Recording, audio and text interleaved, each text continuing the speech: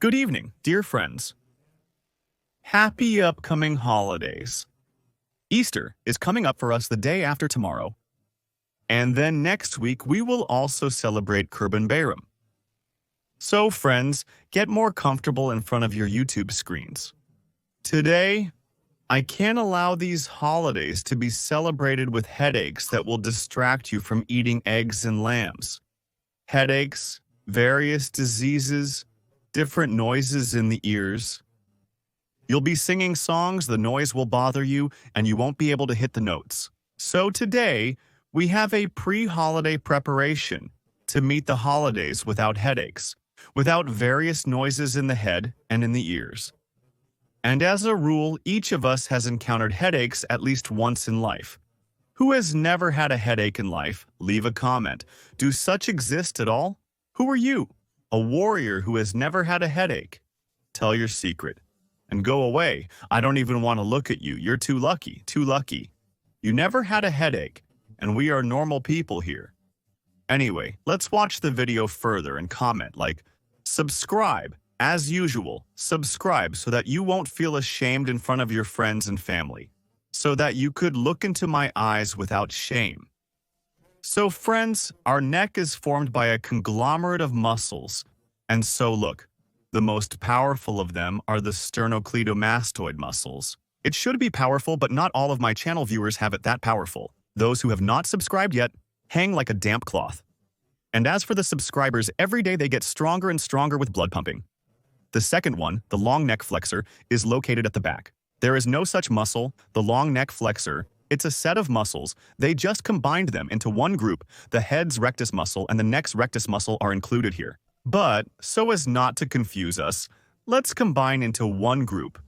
The long neck flexor and the deep neck flexor, which, as a rule, start to overload when this powerful group begins to weaken. And the situation is similar with the sternocleidomastoid muscle. It also performs its function, turns the head, stabilizes it. And when it weakens, there are anterior and middle scalene muscles here. They start to weaken, and from this, as a rule, weakness in the hand arises, and no less in the hand. There can be pain in the shoulder, problems with the shoulder joint, even the shoulder blade arthrosis can develop. These are the two largest muscles. There are also no less important muscles. This is the upper trapezius, it's located here, and the muscle that lifts the scapula. The main function of these two muscles, specifically in terms of the cervical spine's work, is to support the scapula's weight. Have you ever thought about what your hand is holding on to? What is it even holding on to? What is it hanging on to? These muscles support the scapula because it's not connected to any joint with the ribs. It's not connected to anything. It's only held by muscles. Two muscles hold it up, the upper trapezius and the muscle that lifts the scapula. The trapezius is a powerful muscle. The muscle that lifts the scapula is thin, the thickness of a large finger, sometimes with a thumb, depending on how developed it is in you. And each of these muscles, if it has a weak point, can cause reflected head pain. So, the head will hurt in case there is any tension in any of these muscles. Can you imagine? And the second reason, also very common for headaches, is the tension of the head muscles themselves. So, there are also muscles on the head. This is the chewing muscle, the temporal muscle, and the same chewing muscle. Inside, there are also pterygoid muscles which we won't touch for now. They don't play a big role in headaches. They are more important in jaw movement, in biting too. There are also temporal muscles on the temple, and here are the frontal muscles. But these are for mimicry. They usually do not cause headaches. But we also have here the epicranial aponeurosis. That is such a flat area between the rear and front muscles. It's right here and it's stretched out. And sometimes there are also diseased areas in it. But this is usually after trauma. If you ever hit your head against something, or someone hit you on the head for something, there can also remain such a tension area, which will then cause you a headache. headache associated with tension in the jaw muscles, it is usually associated with the work of the jaw and lower jaw joints. Such people, when they talk a lot afterwards, their head starts to hurt, so they try to talk less.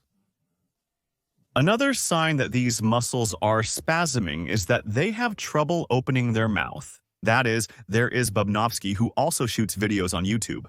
Pay attention. When he talks, his mouth is moving badly. He talks like this through his teeth, not because he is angry, or not because it hurts him. It's just that a spasm of these muscles does not allow him to fully open his mouth. Here, when the sternocleidomastoid muscle is weak, a hump also forms here because the trapezius muscles are shortened. There is also Shoshone. You know him, right? He has such a hump here, it's because he has edema, not because he eats salt by the 100, 200, 300 grams a day. That would be surprising. He does talk about it, by the way. It grows on him right here. Not just from this, but from the fact that the whole neck swells due to the trapezius muscles. He should be doing these exercises. So, our task with you is to remove all these areas of tension, all trigger points in all these muscles. That is, we need to combine both training and the removal of tension areas in these muscles. We need to do all of this. See, I'm doing free advertising, a charitable advertisement in honor of the holiday. For the Easter. This is a massager. In honor of the holiday, a charitable advertisement of 2 YouTubers. So, a long neck flexor and a specially made massager. See, made by the Chinese massagers creators. With its help, all these muscles will get worked out very well. Use it like this, it's simple. Nothing needs to be connected to the network. See, no need to connect batteries, no need. Pure mechanics. We put it here like this, we put it, see, unfolded and put it like this. And we squeeze it like this. Just press and hold. You can do it in motion. A little lower, a little lower. Press it. You can do massaging movements like this. But here your own body, your nature will tell you what to do. All these painful places, you can work through them starting from the lower part of the neck and up here, where you can reach. You can even work on the side of the neck too. You slightly move it forward here, and here you will be able to touch the lifting muscle. Touch it a little bit too, to bring it in order. And if you move it slightly forward, look, like this, it also turns. The technology of this massager allows you to turn it like this, see, on the axis. And in this position, you can also work on the front muscles here, the scalene muscles. Be careful here. Don't press on the sternocleidomastoid muscle, because if you press here, you can squeeze the vertebral artery. You will faint, but then you will wake up. You won't remember anything, who you are, where you are from. So don't do it. And the same thing from the other side. With such a massager, you can very accurately work out all this in all positions. Or if you found a painful point, you press on it, hold it, and wait until it relaxes. When you work out the scalene muscles, you can even give a little in your hand. It means you found a painful area. Reduce the pressure a little so that you can bear it, then continue. So, Easter things.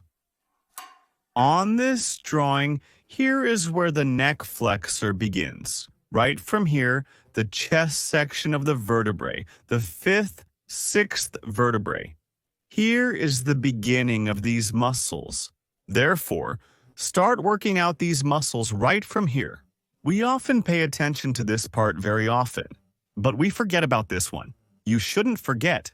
That's why we put the ball right here, right between the shoulder blades and the spine. We work on everything the same way. Also, you don't need any special wall for this, just a regular one will do. You can do it in motion.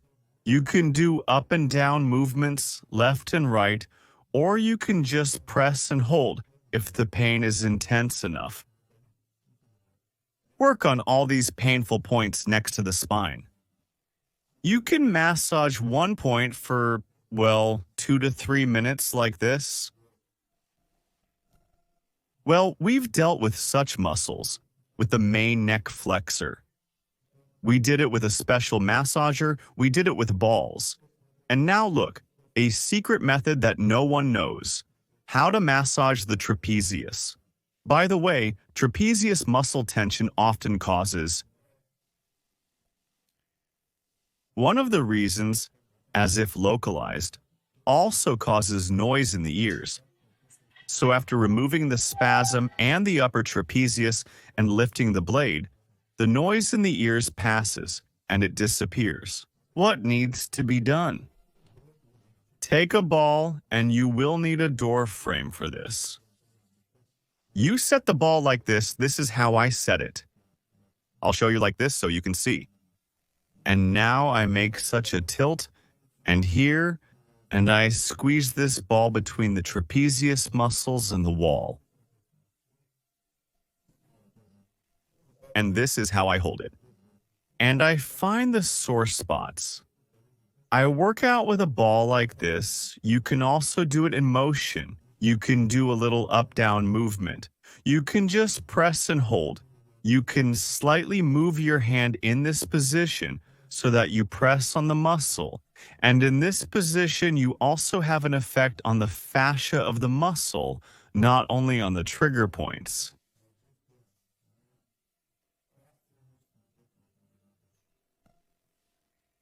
And after you've worked the muscles, you can put a little strain on the muscles so that these parts that were spasmed in you become filled with blood.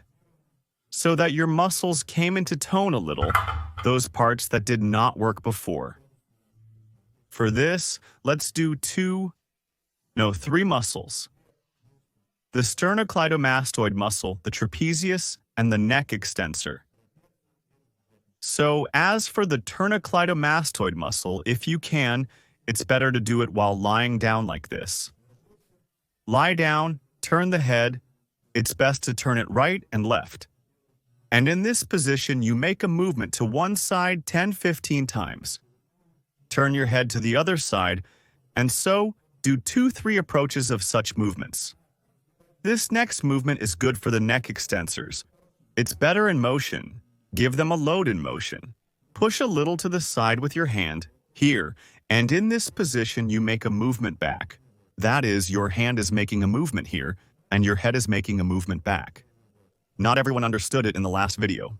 You think you need to push back, but no, but you need to push to the side. You make a movement to the side, you push with your hand, and you make a movement back. You will immediately feel that both your trapezius and neck extensor are working at this moment. You also make such a movement in motion, to one side and to the other. Well, since we already have a celebration, we will also train the muscle that lifts the shoulder blade and the trapezius. Stand up to the wall, turn your hands, palms forward, and in this position, start to lift both shoulders. Lift up, lower down. Lower down slowly, don't drop them sharply. This is a strain on the muscle that lifts the shoulder blade. It holds the shoulder right here, right in front. If your shoulder is shifted forward and down, you don't need to try to pull it back.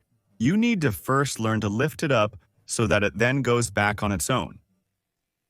And third one, this is for the trapezius. Put our hands here, move away from the wall so that your heel is at a distance of a foot from the wall. Reach the wall with our elbows, and in this position, raise both shoulders up, then lower them. Lower your head down, look carefully at the dirty floors. If they're dirty, of course. If they're clean, then look at the clean ones. And so we raised, lowered, raised again. I have a clean floor here. I don't know about you, but I guess it's clean. Those who subscribed have a clean floor, and those who watch and are not subscribed have 100% dirty floor. Never clean. So friends, that's all we did. That's all for now. Subscribe, write likes, give comments, do sports, help your parents. Until new broadcasts.